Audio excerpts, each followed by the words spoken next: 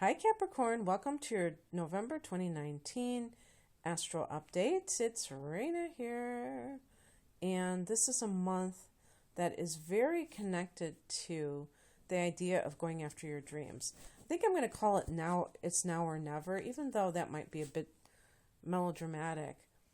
But so much is happening with Capricorn in terms of the different transits.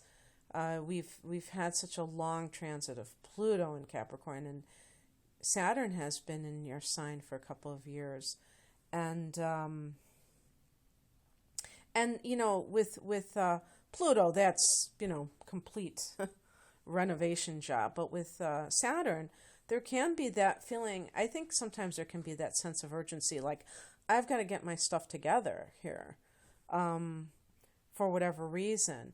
And the South Node of like all those things that make you you, and how do they actually work against you, and how that you are relying on.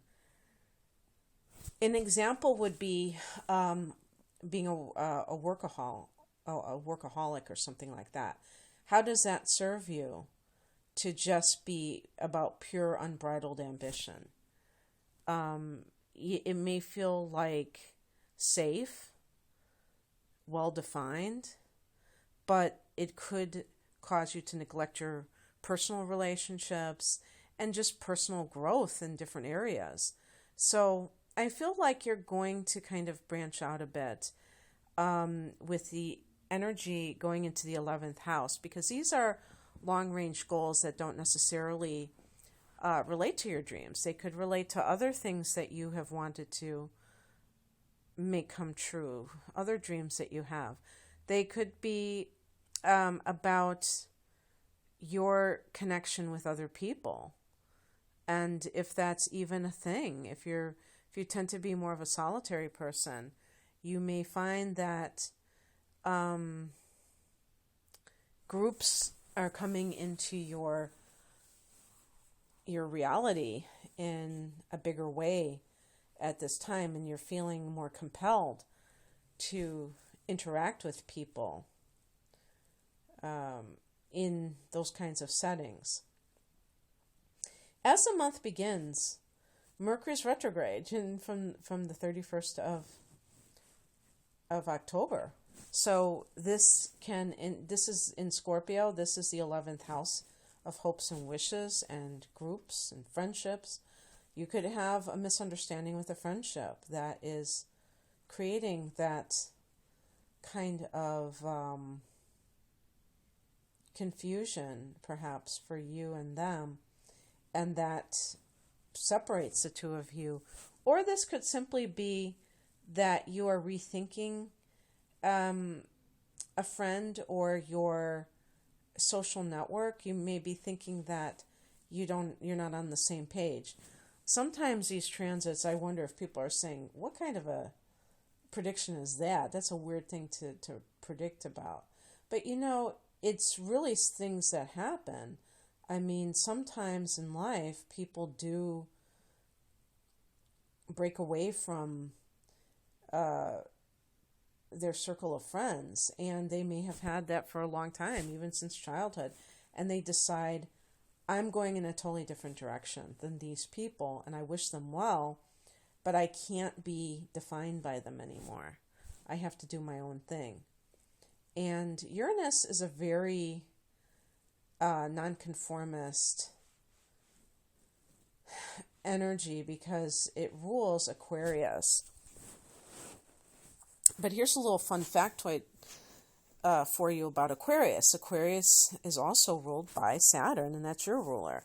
So this house you may align with it on some level.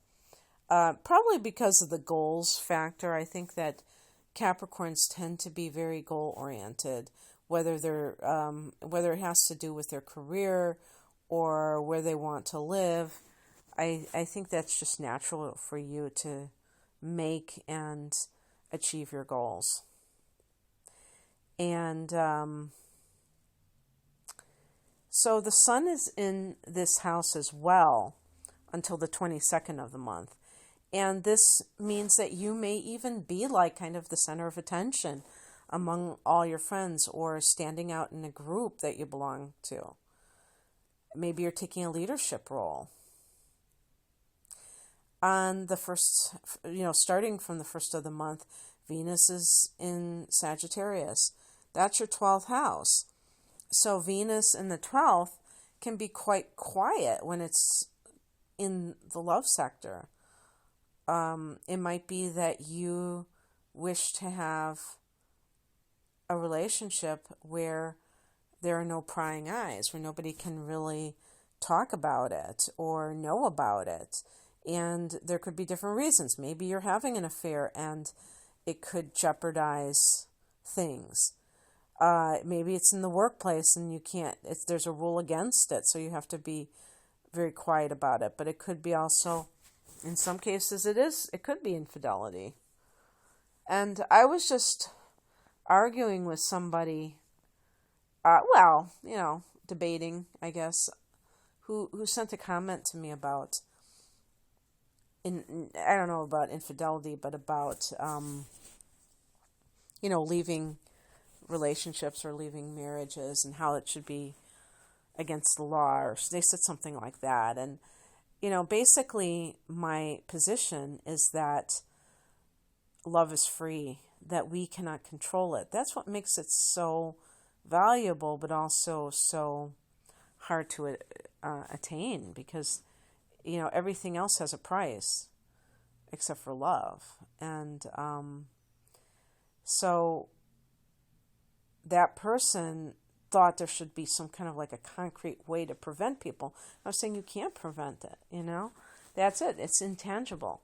So when I say these things about, an affair or something like that, it doesn't mean that I endorse that type of behavior. I actually think that it's not only destructive to other people to be sneaky and cheating and not be straightforward about your behavior, but I think it is destructive to the self. I think it creates a situation where people don't have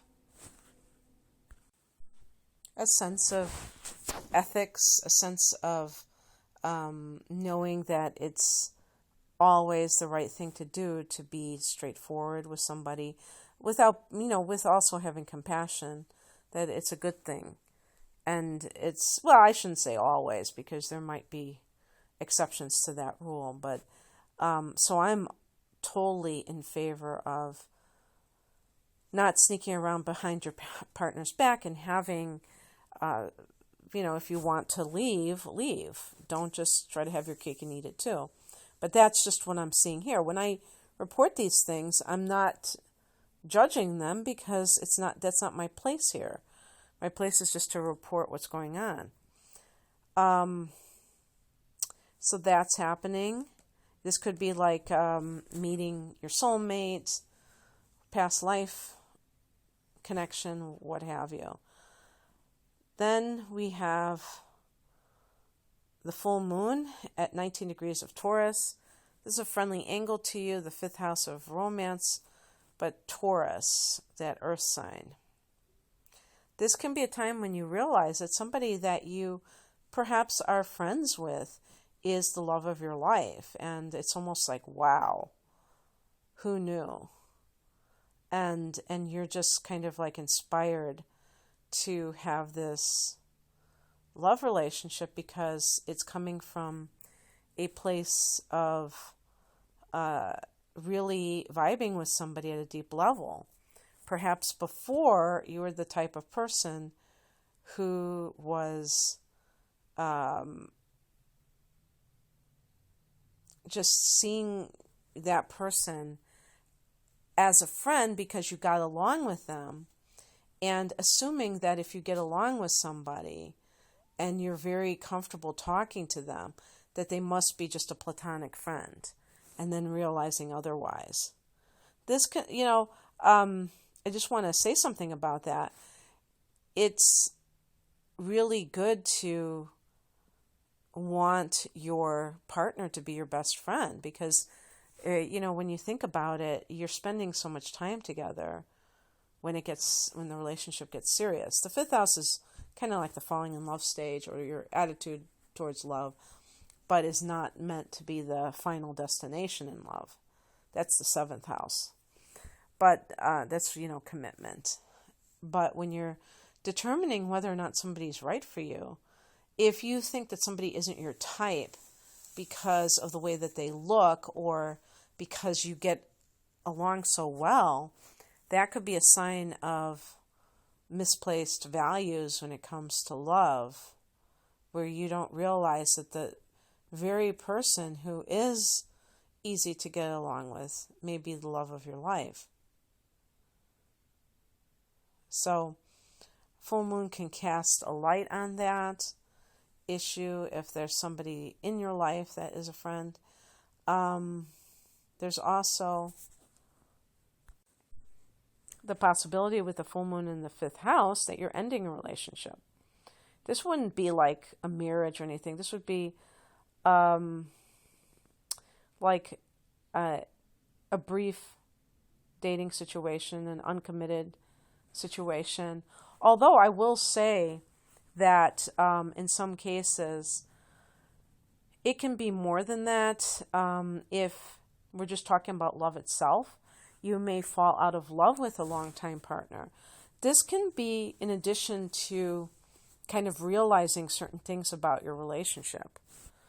On the 19th, Mars goes into Scorpio, into that 11th house, and you're very driven to maybe gain social contacts. This could be for a very specific reason, Capricorn, that has nothing to do with you being warm and fuzzy and not to put you down, but you know what I mean, that idea that you are just all of a sudden becoming interested in socializing and things like that.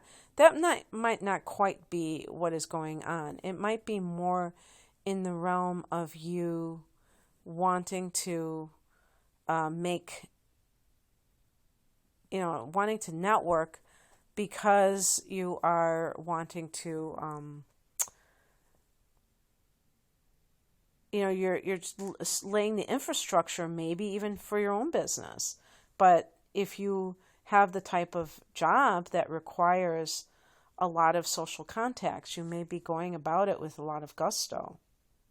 This can be about arguing with friends for some reason. Again, Mercury has been retrograde in this house. And speaking of that, Mercury goes direct the next day on the 20th. And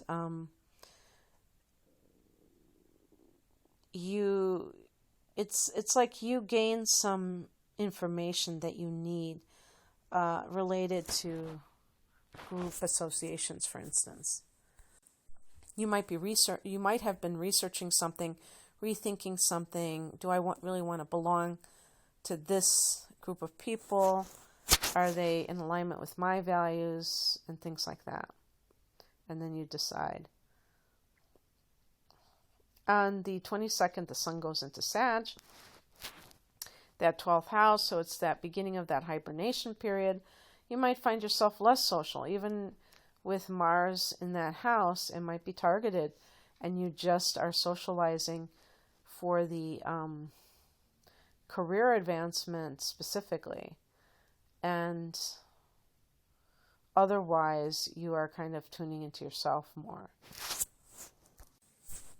On the 25th, Venus goes into your sign. Yay, that's great. Venus the attractor, attracting good things to you. And that can include you presenting yourself in a way that is very appealing to others, and they respond to favorably.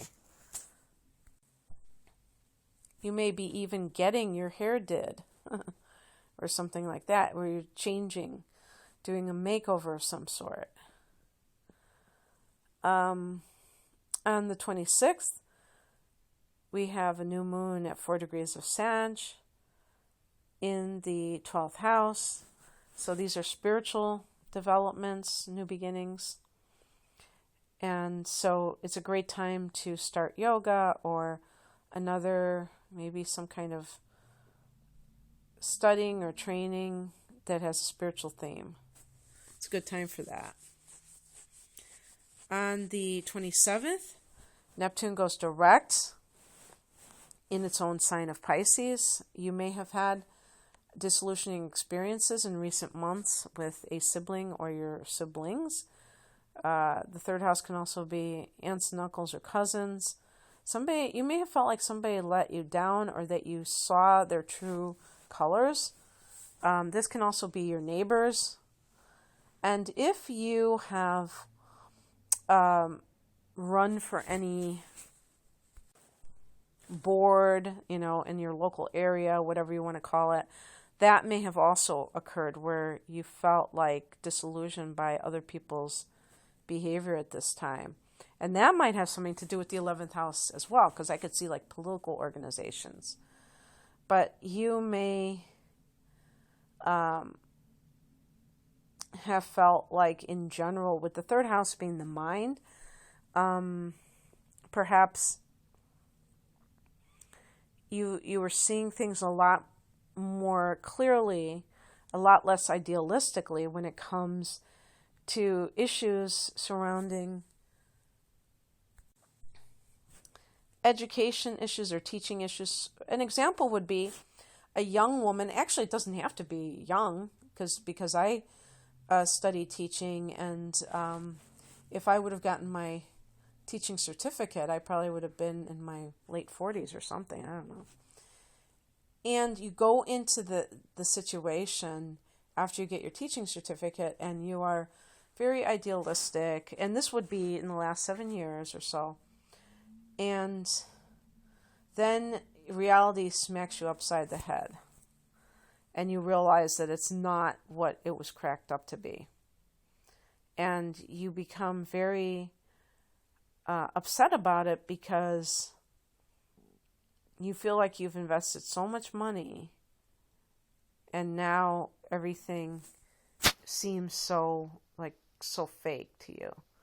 Whatever it is, whether it's the way that children are being taught, the results, the testing that they have to do. Maybe you think there's too much testing, and it just kind of like disillusions you. Well, now that Neptune is direct, it allows you to have more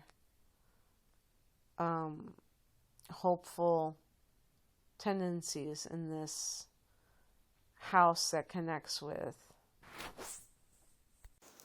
especially the younger grades, teaching the younger grades.